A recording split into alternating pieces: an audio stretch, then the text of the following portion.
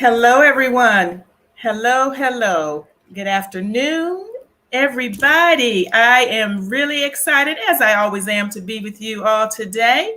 We have a very special guest. And before we get started, let me just do some housekeeping. Please click on the StreamYard link if you are watching us so we can see your name. Allow them to show your name so we know who's out there with us. And make sure you say hello to us today so we know who you are and where you are from. And if you have any questions or comments, please feel free to post them in the post area, the comment area, and I'll be happy to read them to our special guest today. So everyone, I am excited to have Grammy nominated artist, producer, and many more things we're going to talk about in just a few moments. Mr. Reggie Calloway, welcome, Reggie. Yay! It's a pleasure to be here. How you doing, Tanya? I'm doing awesome. Great. Thank you so much for joining me today. Oh, I was looking forward. On my way to Jamaica, and I just got all dressed up for the islands. So I hope you like the straw hat. We're trying to get everybody in the spring mood. Get rid of some of this cold around the world. That's right. We're ready for some spring. We're ready for the weather to get nice, and hopefully we can get out of it soon. Oh, man. Yes. Well, I thank you so much for joining me. I was looking forward to this all week because I am a huge fan of you, your music, and all the things that you've done. And we're going to talk about all of that today in this hour. At least we're going to try to get as much in as we can. So again, everybody, say hello to Reggie. Let us know who's there.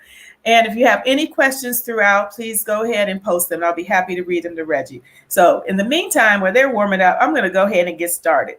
So Reggie, I always start from the beginning to let everybody know how this all got started for you. So how did this whole music thing get started for you? Take me back. Starts in the DNA, in the blood cells. You know, people hear music and they just let it pass by, but when it's in your blood like that, you hear music and you want to duplicate it. You want to figure out how they did it, you know. So you break out the pots and pans and the oatmeal boxes, and you start trying to make rhythms. And you can't afford the instrument, so you just go with what you got. But fortunately, our grandparents had a piano at their house, and when we would go to visit, then I'd find myself sitting down at the piano, not learning songs, but trying to make up my own songs. So I wanted to know what the black keys and the white keys did, and began to just construct things and play around, and but that led me to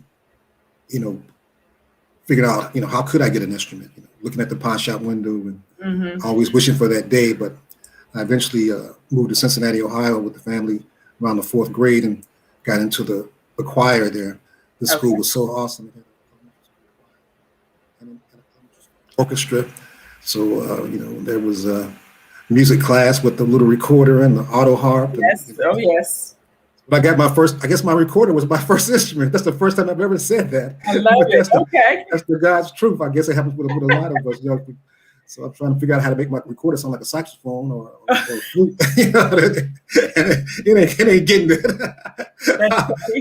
But once again, I'm making up songs on the recorder. But long story short, we can come back and get into the details. But after leaving elementary school, going into junior high school, I finally was able to get a trumpet. I wanted to get a guitar, but we couldn't afford it. But my mother said, at this point, if you go to junior high school, if you be in the band, I'll get you a trumpet.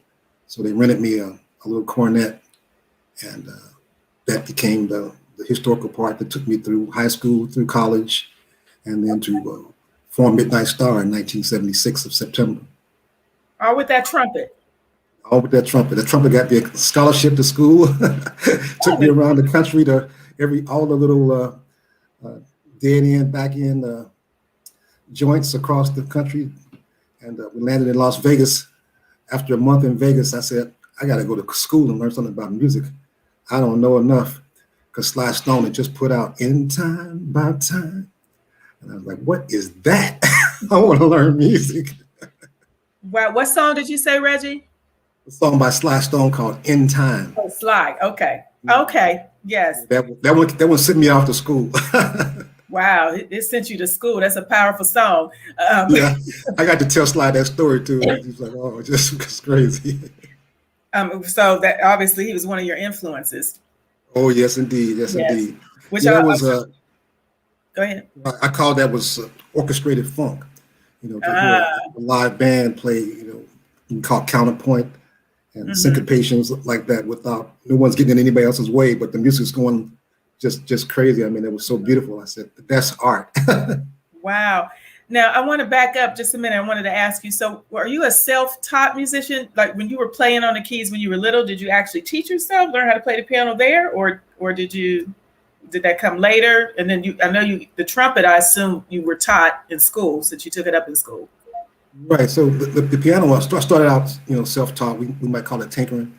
And I met one of my genius keyboard players, Wes Boatman, was telling me about a story about his mother learned to play the piano in the windowsill. She would go to the windowsill and pretend like she was playing, and she became a concert pianist. I wasn't like that, but it's just just to show you what you could do with your mind.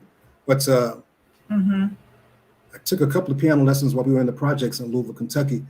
But they had one piano and 20 students with these little cardboard windowsill things, right? I wanted to hear the music. That wasn't enough for me, and it was costly on our finances for me to take those classes. So by the time junior high school, you know, you taking trumpet. I didn't get private lessons until about the 11th grade of high school.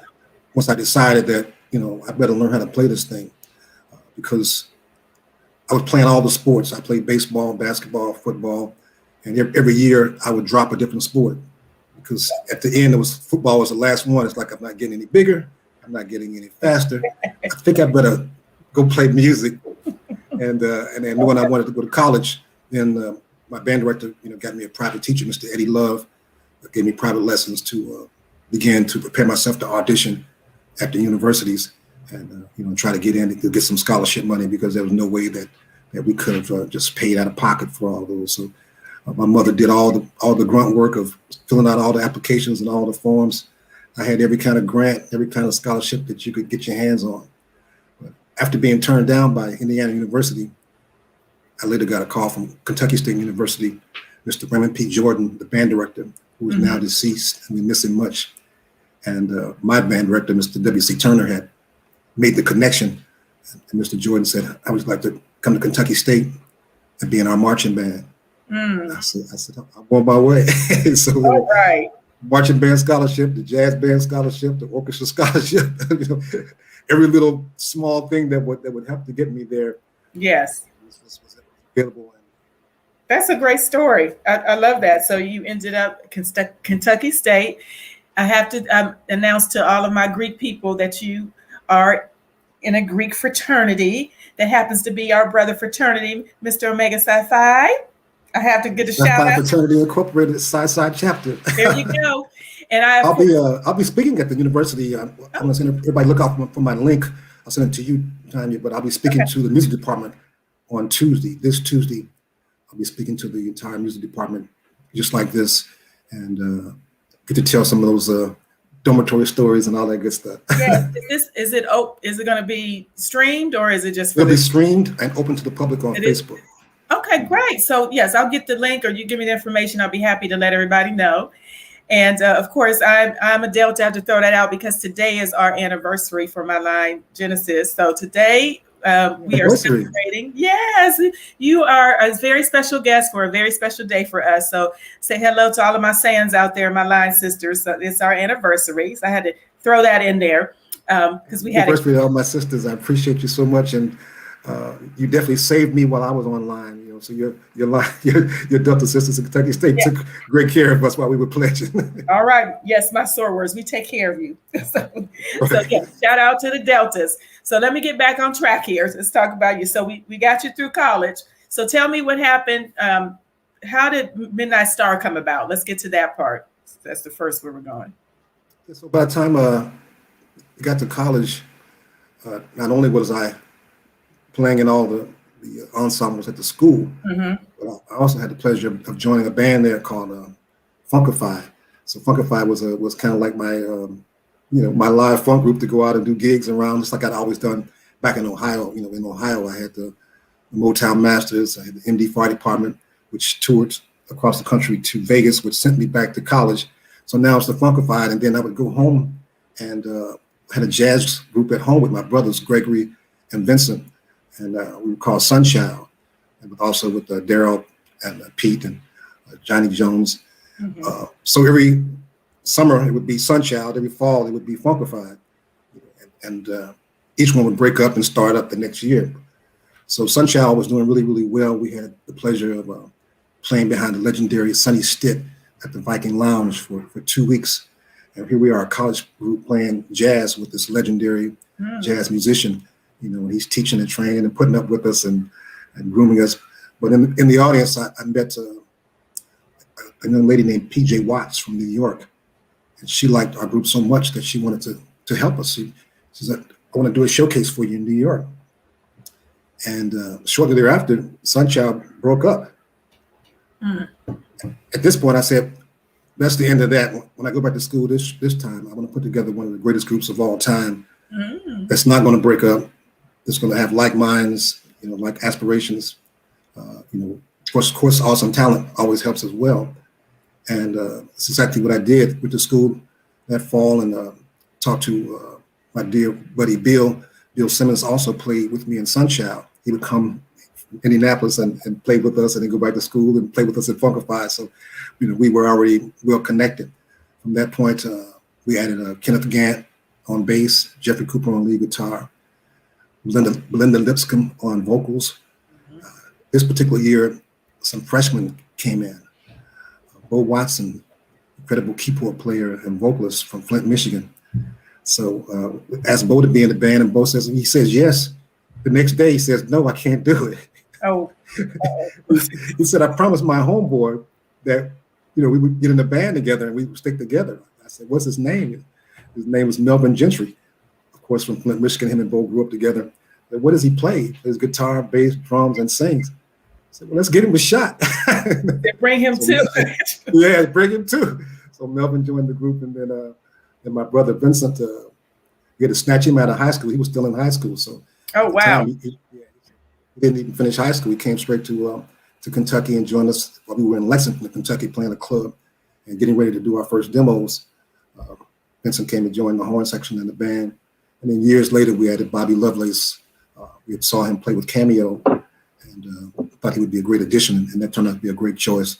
So the band was complete by 1982 or 83, but formed in 1976.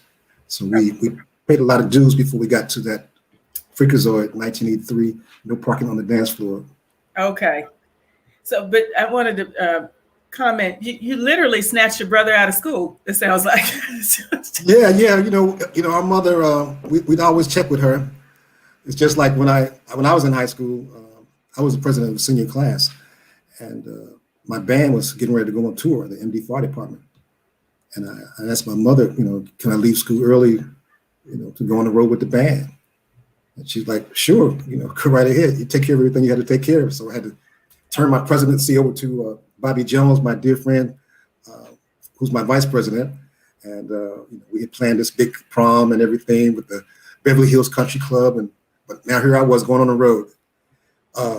So I flew back for my graduation, though. So I had enough credits already, so I flew back. So same story for Vincent. It's like, can Vincent come join the band? Mom's like, sure. That's the only way he's going to make it is if he gets out of here. You can't wait. Timing won't allow you to wait for certain things. It's just like with Midnight Star. Like I say, Bo and Melvin were freshmen. Some of us were juniors and sophomores. So we could have waited around if we waited for all of us to graduate, the time would have gone. Right, because you all were in different places. So it worked out, apparently, obviously. So consequently, I asked my mother, I said, can I leave college? Because now I got this band Midnight Star, and we're ready to go do it. So she says, you know what you're doing. So I moved the band to Louisville, Kentucky, to my grandparents' house there, where my uncle and father were controlling the estate while they had passed away. And 90% of the whole band moved into the house and made it our practice place for meetings and eatings and rehearsing and pulling the truck up too, loading it up and going out to gigs. Then my mother began to take over a lot of managerial things and later became our manager. But to make sure that we ate and had food and knew how to put a show together, knew how to book a gig and hanging up our own flyers and posters and negotiating with the different clubs, and so it was a from the ground up type of situation.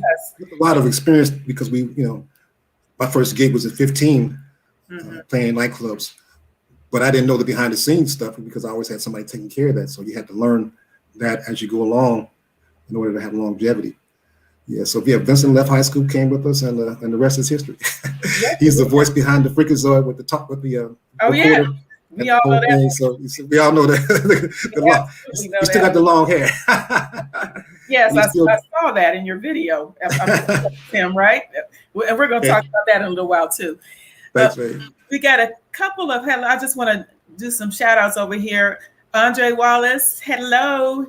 He's saying hello to us. Thanks, Reggie and Tanya. Hey, Andre. Hey, John Cunningham. He's here. Andre's asking a question we're going to get into. He's asking what has been going on with Reggie and Vincent. So we're going to talk about that in just a minute as soon as we walk through the history lesson. So Alfred Beasley, Reggie made it happen for all of us. And then Andre is a Q. So he's giving you a shout out over here. Yes. I see you, Andre Wallace, telling me happy Delta anniversary. Thank you. And Andre's asking who chose the name Midnight Star. So I guess where did it come from and who chose that?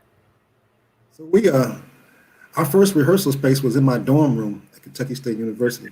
Oh, wow. And so if you can imagine a full band. Oh, in a dorm room? In a dorm room. Yeah. I guess sometimes the drummer would be in the hallway, because it was all packed in the room. Yeah. But if you make the music sound good, they think it's a record, right? So you can get away with it longer than if you're just going crazy. But we developed a technique called telephone volume. We practiced so soft it was like somebody on the telephone. Wow. But in the dorm one night, we were going over that very subject of what's the name going to be. And Jeffrey Cooper, our guitar player, came up with Star. And I said, "Oh man, that sounds pretty good. It's powerful. That'd be a little short." So I came up with Midnight. We put those together and we said Midnight Star. The ring was just off the chart. And I coined the phrase that if you can look into the darkness and see the light, then you too can be a midnight star. So it has a lot of meaning and a lot of depth to reaching your own goals. That was pretty deep right there. I like that. It's just it's been said in different ways. We just coined it in another way, but I love it. We looked up to Earth, Wind and Fire, to Parliament Funkadelic, Kool and the Gang, Commodores, so a lot of the classic bands, even Cameo, and just everybody who came along, Daz Man, Zap. We looked at everybody and wanted to, be like them and to go where they went and the whole deal. So it's a lot of work, but a name comes first. Yeah, it's really important. And then we later heard about the other star bands. Yes. But when you can stand on your own, then you did something right. You're right. There were a few. I thought a verses would be good between a couple of them, like Midnight Star and Atlantic Star or Star Point. There was a bunch of them out there. So yeah, that would be cool. I came really good friends with David from Atlantic Star. Yeah. During our time working together, we never really crossed paths, but now we just really become really cool, real spiritual brother, spiritual family. Yes. And just to have the brothers, with me and my brother and them and their brothers. It's just, right. Yeah. I actually had them on here as well. It was a great interview. I enjoyed meeting them. So yes, you're right. There is a lot of similarities there. Yes. We've got some comments and questions coming in. Somebody's talking about the challenge. We're going to talk about that in a minute. Somebody said they can't wait to do this challenge. It's hard though. Reggie is a legend. So they're talking about your challenge right here. No, y'all have to call. You have to ask for it. So you start the swell, and we'll be happy to do it because it's all friendly. It's not like a battle. We're gonna get to that. I want to do the Jimmy Jam and Terry Lewis and the Reggie and Vincent Calloway challenge too. So we'll put that in the back of your books too. So okay. That's our partners too, Jimmy, Terry. Yeah. All right, Sandra. Producer Sandra. Mm-hmm. Oh yes. Sandra Cordell O'Neill saying your mom didn't play with you guys being distracted. Oh, that's what Sandra is saying. Talking about your mom. Didn't play. Hey, Tracy Soror. Love the Calloway men, she says. I remember how cool you guys' basement was at your mom's house. Those were fun days. That's from Sandra Cordell O'Neill. Oh, that's awesome. How are you doing, Sandra? We appreciate that. Yeah, mom didn't play around. Everything was Well, she gave us like total freedom. I mean, from being little kids, we could walk from one grandmother's house to the next grandmother's house, miles away, and you're 5 and 6 years old. But that was in the old days. Yes, but as far as and then the freedom to make our own choices. But once we made a choice, you're right. She made sure that we stuck with it. You can't say you want to leave school and then just bum around. You better be making something happen. There better be some changes in your life. Making money is not everything, but at a certain point, you do have to make money. Right. But in the beginning, it wasn't did we make $1 million? Did we pitch in anything for the food, or did we pitch anything for the mortgage this month? So the beauty of it is we had my grandparents' house in Louisville for free. We moved them to my mother's house, rent free. My grandfather was paying a lot of the mortgage, and then we began to pay as we began to make money. But it was so small that if it had been 9 of us, if we had 9 apartments, it would be virtually impossible. That's why a lot of groups can't make it, because each household has its own problems. Like, I got to pay my rent. I got to do this. I got to go do this job. I can't come to practice. Right. And when you can't come to practice, then that story starts to go like this. Yes. And I could, you all had a tight show, a tight everything. So I understand this is very important. And you're giving a lot of great nuggets, as I call them, for people that might be watching that want to do this business or get into it. You're just along the way. You've shared quite a bit, because your work ethic is already shown and what you all did to get there. You talk about live together, supported each other, and rehearsals. So that's great, because I always want to share that. Whoever might be watching or listening might need to hear that, especially new artists or people coming up that might want to break into this business or know what it takes. You're sharing that. So I appreciate you saying that. Pounce Pouncey is saying Reggie was our trumpet section leader at Woodward High School. Oh, you got some followers in here, Reggie. Pouncey, how you doing? Hey, well, we have so much history together, family-wise. Pouncey's father was a grandmaster of martial arts, and Vincent began to start studying martial arts at a young age under Master Fagan. And so when you see those kicks that he would do on stage, those had background to him. But so that whole part of our discipline became very, very alive as well. So we would discipline in the music, discipline and martial arts, and like I said, I played all these sports, which creates a certain kind of a discipline and a demand. I was looking at a guru the other night, and he made a point that was so profound. He said, even to meditate, you must be in shape, because you cannot sit in the position and relax and concentrate. If your body's aching and you're not stretched out and you're not, working on your physical.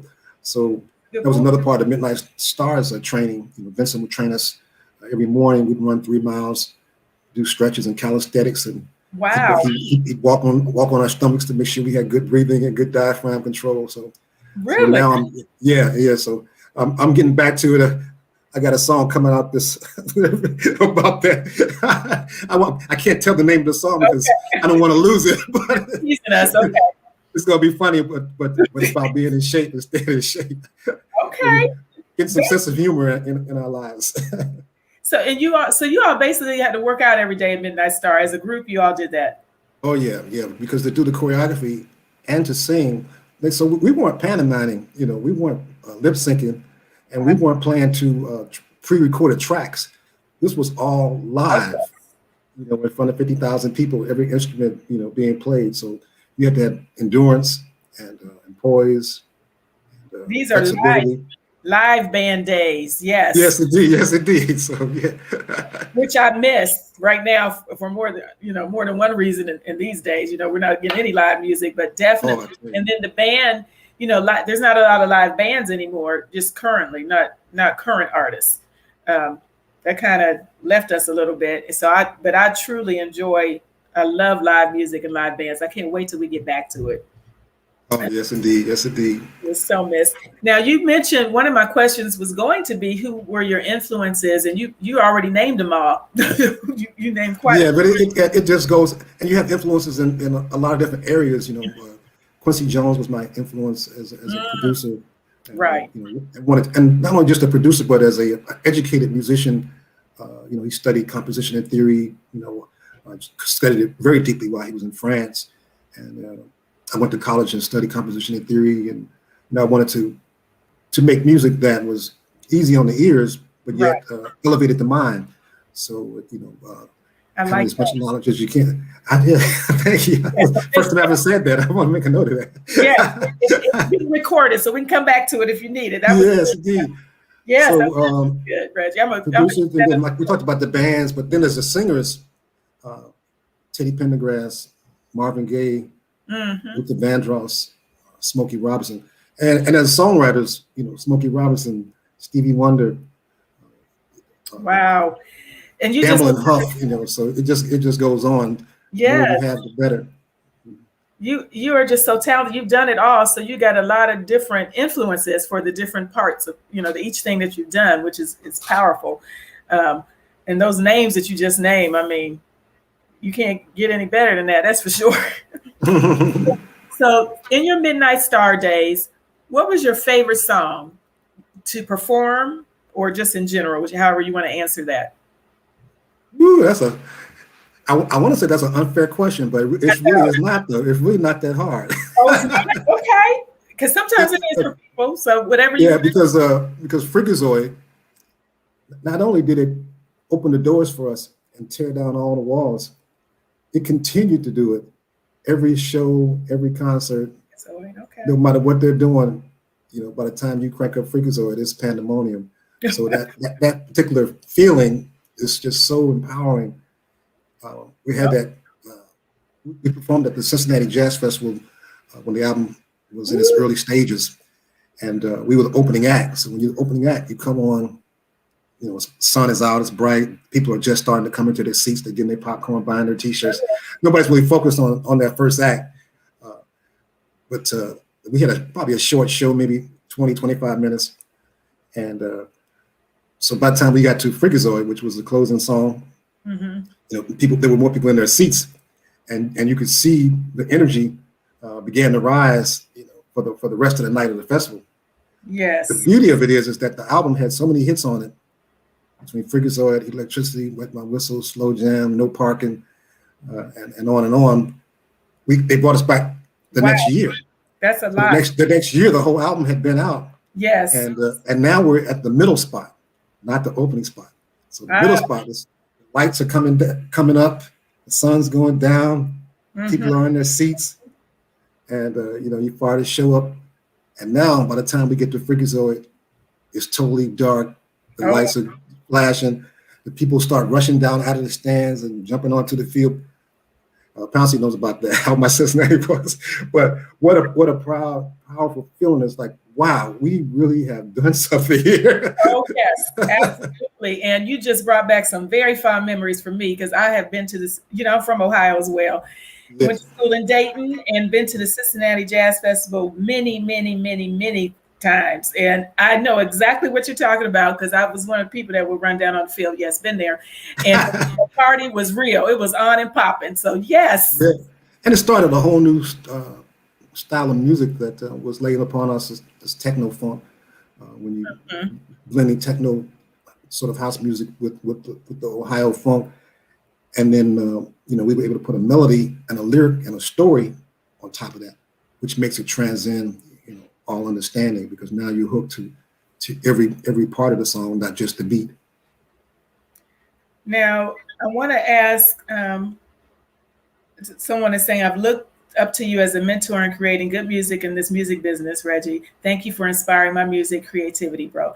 I don't have a name on that one. They didn't hit the link, but that is somebody that's saying that. Oh, no name? Oh, wow. We don't know who that is. The link is the StreamYard link, so we can know who. I can see your name. I can't see your name, or you put the name in your comment if you're not going to do that, so I can tell Reggie, who was giving him that nice compliment. I tell you, I appreciate that compliment, and there have been countless people that have mentored to me that I was able to lean upon, even from Cincinnati, not to mention all my band directors, and then not to mention the bands that I played in, like Randy Vanderveer of the MD4 department, taught me how to be a band leader. Took care of me. I was the youngest person in the group, traveling around the country. They were 26, I was 18. And then even Bootsy Collins, who was my big brother in Cincinnati. You know, he mentored to us on many occasions and even performed on a Midnight Star song, and even mentored us after we left Midnight Star. So those things are so powerful. We never forget those. Then talking about Quincy Jones, when before we did the No Parking on the Dance Floor album, we went to see Quincy Jones in concert, and our road manager, Leon Burnett, took us backstage to meet Quincy. Quincy took out of his time 30 minutes to talk to me one-on-one and taught me a lot of the keys to music production, you know, and how to run a ship. And I was just so thankful for him, because that was really the key to helping that album come together and stay focused, you know, throughout the whole project. Wow, treasured moments, Quincy Jones, yes. That was Mike Stone 3000 that made that statement. Thank you. All right, Mike. Thank you, man. Appreciate you. More to come. Thanks for letting us know. There you go. Okay. So I'm going to fast forward, because I'm going to bring DJ Jock in just a moment. But can you tell us, so we got to fast forward through Midnight Star, lots of hits, lots of great things, but then came Calloway. Why did this transition happen from Midnight Star to Calloway? And then tell us a little bit about how Calloway came about. Well, in my life, I've always wanted to be an artist, and I believe I've always wanted to be a songwriter. When we left Midnight Star, we began to produce other acts. And we'd already started doing some production things, like, you know, we produced, while in Midnight Star, we produced The Deal. We signed them to our production company. That was L.A. Reid and Babyface. So we discovered them and helped them launch their career. But we also produced Climax's Meeting in the Ladies' Room. And then, yes. Contagious for the Whispers. So by the time we left Midnight Star, it was like well, let's work with some more acts. And the first call we got was for Natalie Cole. And ironically, our first big concert for a Kentucky State homecoming was opening for Natalie Cole. Oh. And now here we are getting the opportunity to produce her. So we wrote and produced a song for her called Jumpstart My Heart, which became a #1 record on some charts. And ironically, it got stalled at #2 behind this other song that we wrote and produced for Levert called Casanova. One of my favorites, yes. So now we had the #1 and the #2 song on the charts. Nice. And Casanova would not get out of the way. And then we produced Joy for Teddy Pendergrass, another #1 song. And then follow up with Gladys Knight and the Pips, Love Overboard, which was a Grammy winner. And all the songs were nominated for Grammys, but Gladys actually won a nomination and the Grammy for Best Vocal Duo or Group. At that point, Dick Griffey at Solar Records, you know, he was watching all this, and he was like, well, all these hits are getting away from me. So he asked us, did we want to do an album, Calloway? And we were like, what took you so long? Very good. Because, you know, but it was a very short period of time, though, because that was all like in a 2-year period, a 2 or 3 year period. Yes, we left Midnight Star in '86, and Calloway was released I Want to Be Rich, a #5 top pop song. Oh, yes. 1989. So yeah, the time was going by fast. It was a lot of music. We were touching a lot of different things. Yeah, so once he opened up the door for that, it was something that we always wanted to do anyway. And you know, you're a little scared when you first get ready to do it and think about it. But that was a huge hit and huge. Everybody that when I posted that, they went crazy. That's my theme song. So this is we're putting out an anniversary edition. I'm glad you brought that up. So the anniversary edition of I Want to Be Rich is going to come out this year, and it's going to have about 5 different versions. One the regular version, and then an unplugged version. You know, more of a rock version, a Latin version in all Spanish. Wow. Okay. I get to sing in Spanish, so get ready for that. Okay. I can't wait. Now, yes. I know people are going to ask. So Midnight Star? You just left Midnight Star? What happened with Midnight Star? Did you just leave, or are they where? What happened? The transition there. The transition in the most perfect of situations, the most perfect of relationships. You know, we all grow at different time frames, or have different aspirations, or different ways that you know, people want to do things. Well, this kind of came to that point to whereas, I didn't want to be the one to stay and break the group up. It was easier for me to leave and continue to build. So I chose that route. I think God is the number one force. I think God had other plans for myself and for my brother Vincent. And it sounds like almost like that was the season changed for you. So you were going on other things. That's what it kind of sounds like. There's a season. You go through seasons in your life, right? Right. So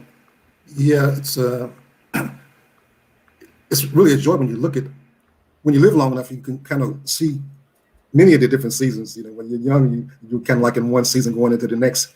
So to have gone through a few of them, I can really see it as a great season. But I wouldn't trade anything for the world. What a great group, and what a great group of individuals to be around and work with and go through the hard times and battle it out and make it happen and be a winner. So to carry that on is a joy. And the rest of the group members are working feverishly, holding down the legacy, continuing to perform. So we cheer each other on. Okay. Well, thank you for sharing that. I just wanted to touch on that because I know people were wondering. So thank you for sharing that. I'm going to go ahead, since we've been talking about all this music and these songs, I'm going to go ahead and bring in DJ Doc, and we're about to have the KAMDI mini mix. So you got a lot of fans out there watching and listening. We're going to see how big of fans they are. Can they name the songs? DJ Doc, welcome back to the show. Oh, it's always DJ, what's up? And you are on. I'm handing it over to you, sir. So you go ahead and do what you do. First of all, I want to thank you for all this great music. Been following you. I even watched that video earlier, I Want to Be Rich, and I like that long Cadillac that was at the beginning. Yes, indeed. I like that long Cadillac you jumped out of, Okay. It was nice. Yes. Yeah. Thank you. So No Parking had the Rolls Royce. I Want to Be Rich had the Cadillac. Yes. This music, though, we have some great music, and I want y'all to check it out and see if you can guess these songs. Y'all ready for this? They're going to go fast. Okay. Here we go. Here we go. DJ Doc, 100.9 WXIR, Flex 92.3. Listen. Friday night, chicken red light zone. If you don't want a ticket, you better move on. If you break the law, you got to pay your dues. They gonna come quick, so watch out. If you play it by the rules, I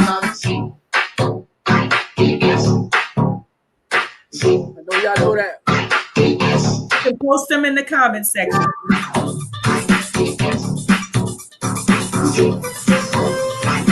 Y'all ready? I call my baby up on the telephone. I got connected to a sweet song. Y'all know that song? Conversation makes I told you they come quick. This song. turn the party on. I say you're going to change that. Hey. When you say that you're looking for an answer, everybody looking seems it can't be found.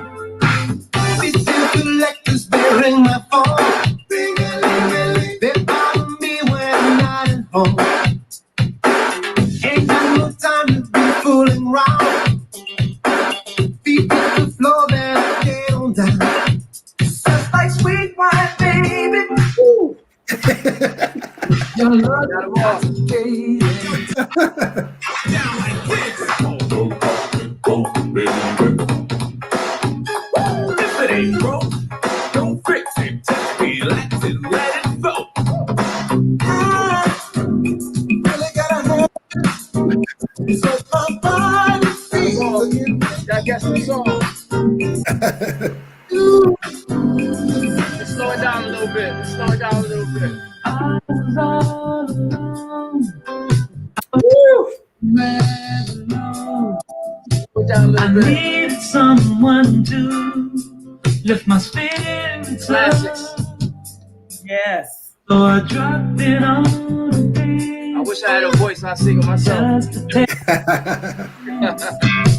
And then the sweet lovely We thing have something was special for you, though. We have something special for you. you. DJ Doc. All right. You know I had this with her. You know? This one up.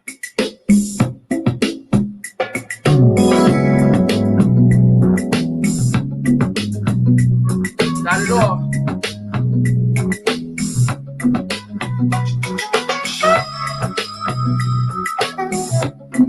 Brand new right there. That's right. I met a girl. Her name was Sabrina. Brand new right there. She wore rubies and pearls down south of Somalia. All right. There we go, right? Thank you, DJ Doc. Yay, that was awesome. You definitely. You hurt me, Doc. You hurt me. I'm just. Oh man, it's a Hey, pleasure. Randy, you want to hear some more? I'm perspiring. I'll do the remix, man. When you're ready for the remix, let me know. Thank you. I'm ready. We're doing a since we just hit Sabrina, we're doing a challenge right now for Yes, we're gonna for talk about DJs and rappers that want to either sing one of the verses off the song or make up their own verse. Okay. Rappers definitely write your own verse, but it's open to remixes too. Okay. So you can get the instrumental right off of YouTube on the regular version. I Yeah, already got it. I already I got it. don't know how y'all do that. You got to teach me that one. but yeah, we actually giving away money. Yeah. Freestyle Music giving away $500, $100 every week for every winner every week, with the first winner this Wednesday. And just having some fun with it, man. There's a lot of things coming up, and promotion. We just appreciate you and Tanya and your station for spinning us and making people aware that the music's out there. It's a different day now, so we're just embracing it. All right, sounds good. I'm going to follow that, man, and I'm going to keep. Okay. Thank you so Looking much, forward. DJ Doc. We appreciate you as usual. You did a wonderful job. Tell everybody where they can listen to you at. Flex 92.3, 100.9 WXIR, and all social media. Just hit me at Andre Doc Williams, Andre DOC Williams, everywhere, even Clubhouse. All right. Thank you. All right. All right. We'll see you next time. Have a great day. We appreciate you. Pleasure. All right, Doc. Bye-bye. All right. That was pretty awesome. And he ended with what I wanted him to end with, because I want to bring everybody up to date in our last few minutes. We got about, 15 minutes or so. And I want to talk about Sabrina. I love that song. You all just heard that. That was the last song that DJ Doc played. That is Reggie's brand new single called Sabrina. Let's talk about that a little bit. I love it. It makes me want to be on the beach somewhere. Got the hat on. Yes. That was exactly the mood that I wanted to create when I wrote that. And usually when I'm writing, it can come from the title first, or a verse first, or it can come from the music first. And this one, I wanted to create the music and then see where it went. I'm a big Sade fan, so Oh my goodness! Yes, it's got the male Sade vibe in there. That was intentional. And then yes. once I had that groove, then looking for a title. The word Sabrina just had such a ring to it, and it's not like I didn't try a lot of different other names. Okay. I really did. I looked at what through the you go for whatever you can, even made up names. You know how we make up our names in this culture. But I kept coming back to Sabrina, and it was right in front of my face, because Sabrina was my wife at the time, and also the mother of two of my children. So she got auditioned quite thoroughly. It was by design. It wasn't like he's like, take a name, I'm gonna take your name and throw it in a song. And I was like, your name is married to this song. It's gonna be historical. And then to create a story, she would always say, this song's not about me. I'm saying it's a romantic fantasy. We're taking certain aspects of life and we're embellishing to create a storyline that doesn't give it all away at one time. But definitely a romance that about a balladeer singer who travels around the world and meets an African princess queen. And they fall in love at first sight in the village, to whereas, I met her after a concert. We fell in love at first sight across the table, as opposed to in the village. So songwriters are able to take things, reality, and twist them in a way that romanticizes it, makes it more delicious, more delectable. So the song goes on. The problem is that because he's a balladeer singer, he has to go to the next gig, which is the thing about a lot of our lives as artists, is that we had to go to work, so they don't see each other for 10 or 15 years. And in the video, my son plays the younger me, and I'm the present me telling the story and flashing back. So people will get that from the video. Videos on YouTube. Yeah, check it out. Very nice video. Shot by Phyllis Larry Moore Kelly, the director, and Mike Rakoff was the videographer. Featured my son is playing me. My son also did the artwork for the album cover. So a lot of talent running around. Runs in the family, huh? Got a lot of talent on there. But really happy the effect the song is having on people there. We've been tied up and locked down for so long, in our houses and, under this COVID pandemic, that we need to get out on vacation. So we need some island in our life. We need to imagine, we need to drift. We need some bubble bath in our life to take away some of the pressure. And this song now has a deeper meaning. By the word Sabrina, I realized that no woman should ever be called outside of her name. She should always be treated like a princess or a queen. Oh. So that's the deeper meaning of the song. So I'm going to do versions where I use your name, Tanya, and I use this person's name. So you'll be able to purchase your own 30-second version in a couple of weeks that you can use as your ringtone and actually say your name. Yeah. Or anyone else's. Oh, you mean everybody can do it? I thought you were just telling me it's going to be mine. Oh. Well, as far as between me and you, it's just you, and between me and them, it's just them, right? My bubble. I thought, for a minute, I did think it was just, Don't tell anybody that they can get one. The whole world only watching. It's all right. Especially for you. Just your name spelled just like you like it. That's a wonderful idea. I love it. Now, I'm going to make sure I read some comments that are over here, but I wanted to make sure we touch on that. Do you want to go ahead and talk about, you've got a contest going on for the month of March. Can you share the details about it? You touched on it earlier, but I want to make sure everybody has the details in case they want to join. The details are we're going to give away $500, $100 every week for the Sabrina Song Challenge.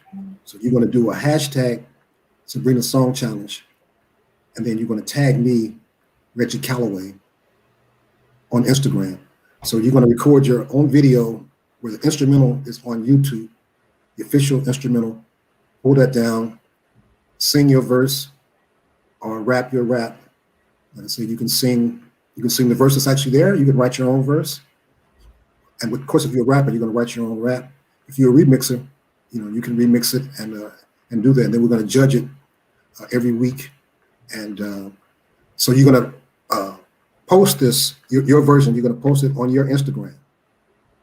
Once again, hashtag Sabrina Song Challenge. Tag me, Reggie Calloway. So I'll see it. We're going to judge them all. And we're going to announce the winner every Wednesday and deliver the money every Friday. So and it's going to go on for the whole month of March. And that's every Wednesday, right? Every Wednesday.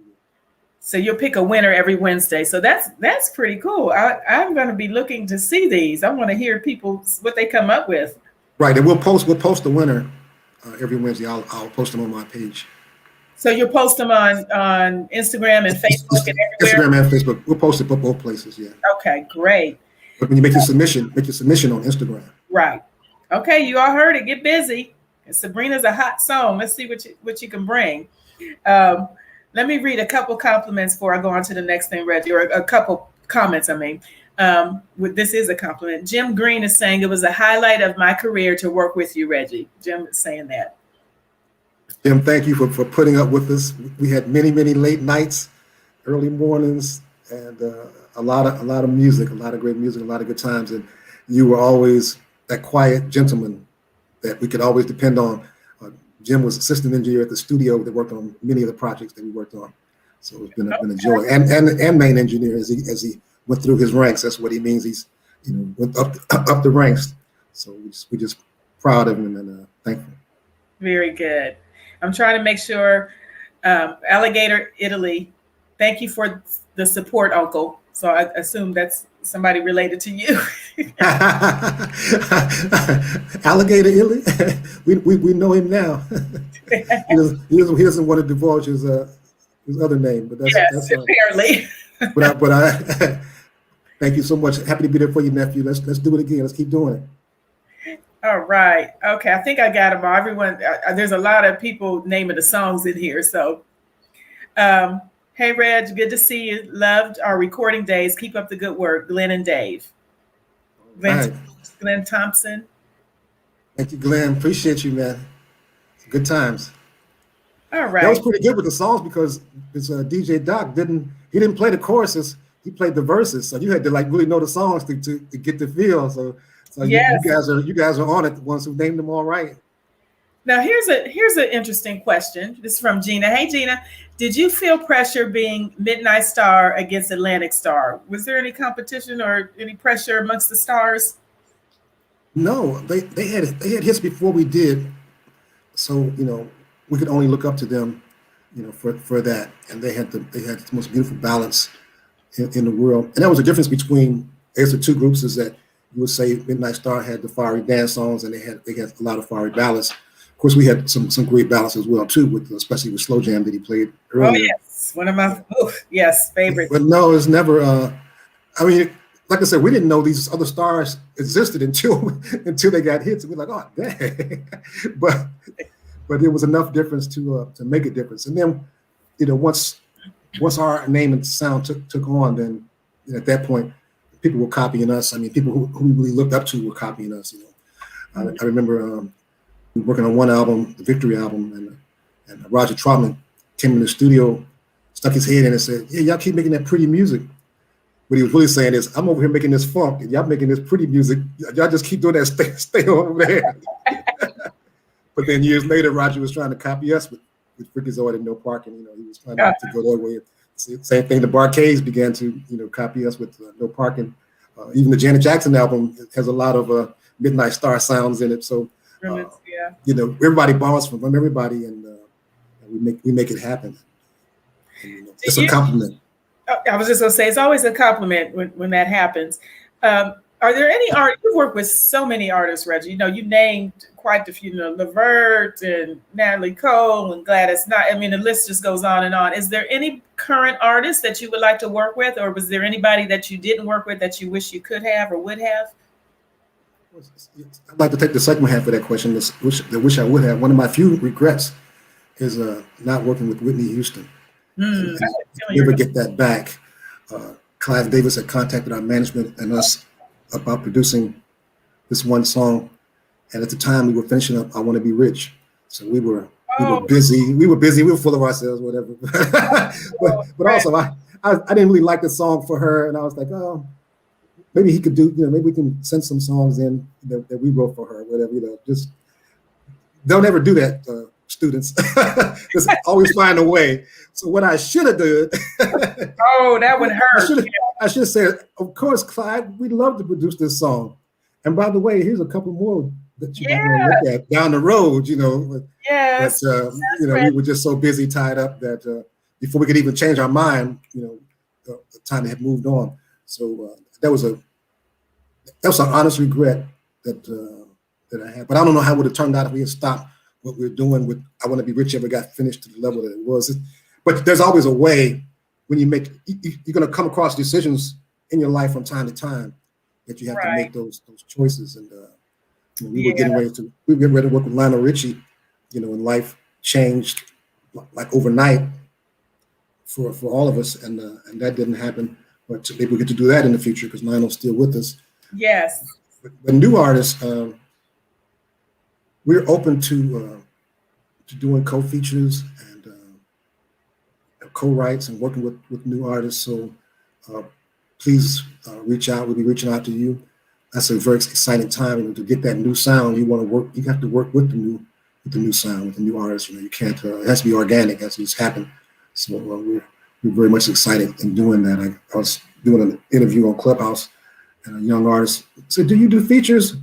And I was like, "Sure." He sent me some stuff, and it was really good, and really matched my voice as well too. So I'm like, "Oh, this is going to be fun." But it's something like that I never would have written myself. Right. It's just so so youthful and so different. But just happy to do that.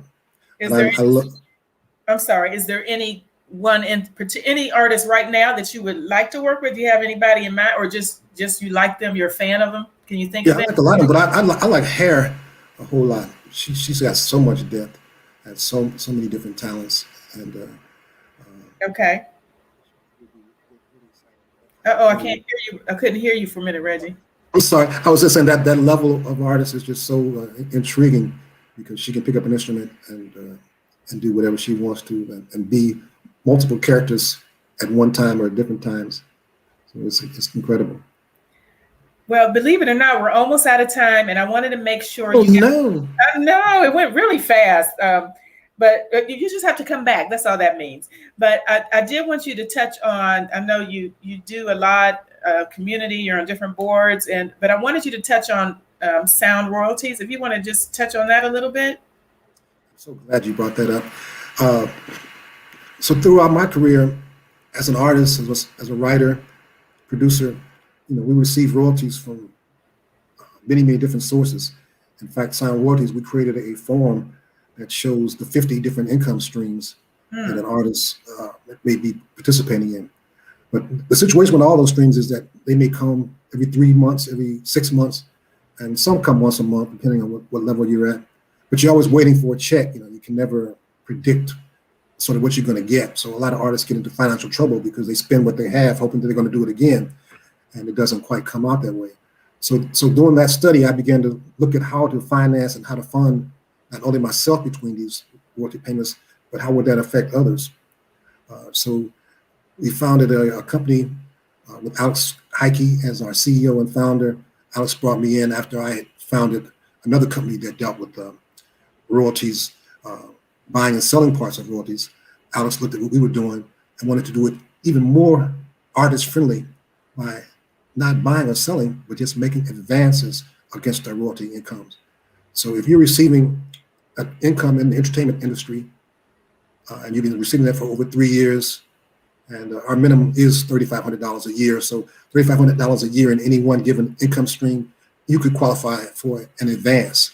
And if you know anybody who does qualify, then we can also pay you as a referral partner or as an introduction to that person that we fund. So in other words, you're making royalties, you make X amount of money for 3 years, you want to get an advance, we can do 1 year, 3 year, 5 year, 7 year advances. So you can put more money in your pocket today to reinvest in yourself, to pay for your own marketing promotion, to release your own album, to build your own studio out, to sign new writers, whatever you want to use the money for. And so the company is called Sound Royalties. You can reach me at ReggieCalloway.com, www.ReggieCalloway.com, or any of the social medias, just Reggie Calloway. And Sound Royalties is SoundRoyalties.com. And tell them I sent you. I'm the director of music royalty funding, and we'll give you a personal touch, or your associates a personal touch, and make sure they have what they need in a cost-effective, friendly environment that's safe and not losing any of their rights. Wow. Thank you for that. That's some great information. I'll make sure I post that as well. And we are actually about out of time. Thank you you are a wealth of knowledge, Reggie. Thank you, and talent. So thank you so much for coming. Could you please leave us, you kind of touched on some of it, but all of your social media information where everyone can follow you, stay in touch, purchase. Make sure you guys download the new single. We're here to support Reggie, especially speaking to the fans of Unsung, what we call our Unsungateers. So make sure you support Reggie. And if you could go ahead and leave us with how to keep in touch with you, Reggie. Yes, indeed. Number one, the music Sabrina is on all sites, whether it's Apple, Deezer, you name it, it's up there. So on the internet, you can download any of your favorite sites, Tidal, wherever you are. And the video is up on YouTube. It's a full motion picture video. You're going to enjoy that. The official Sabrina video. My site is www.ReggieCalloway.com. There you can see all of our music, sort of a history in itself, and you hear things about Sabrina and all the songs, any of the songs that we played today as well. But on social media, I'm really blessed to have Reggie Calloway across the board. So you can find me on Reggie Calloway at Twitter, Reggie Calloway at Instagram, Reggie Calloway Facebook. There's the Reggie Calloway page and the Reggie Calloway. The profile, I can't help you there. We're at the 5,000 limit. So, but the page is wide open. Please like the page Yes. for all upcoming information. We love to have you there. And, Twitter, LinkedIn. So just, my son used to say, Dad, just Google me.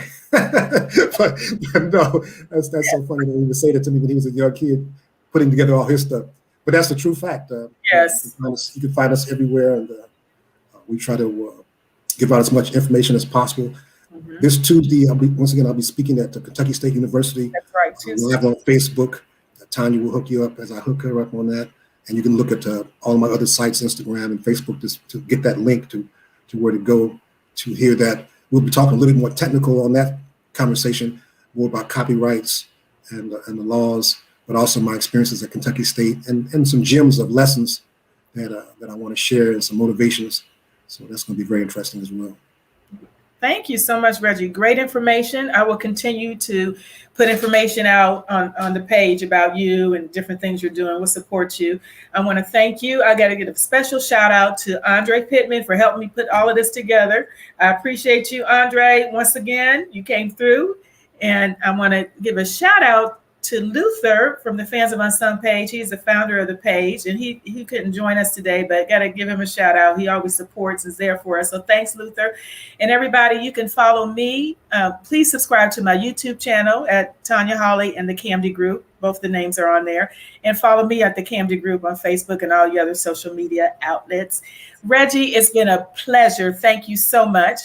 You have to come back because you're doing a lot of things. And I know we'll have some more to talk about real soon. Let's do it. And thanks to all of our unsung fans and friends out there. Yes. What a trip. I was nice of them to tell our story, and TV One and the whole system. So we'll be keeping history alive by keep doing more things. And we also didn't get a chance to mention that our previous song was Politics. The song we wrote to help motivate people to vote. My brother and I, Vincent, it was under the group Calloway. And what must I say? It was kind of effective in that over 150 million people voted. So if we were just a little tiny bit responsible, we'll take that every day of the week. And we appreciate you all. So we're looking for a much better world and a much better time. Yes. So God bless. Thank you so much, Reggie. God bless you. Thank you. And come back and see us soon, okay? You got it, Tanya. Bye, Unsungeteers. Bye, everybody. See you next time.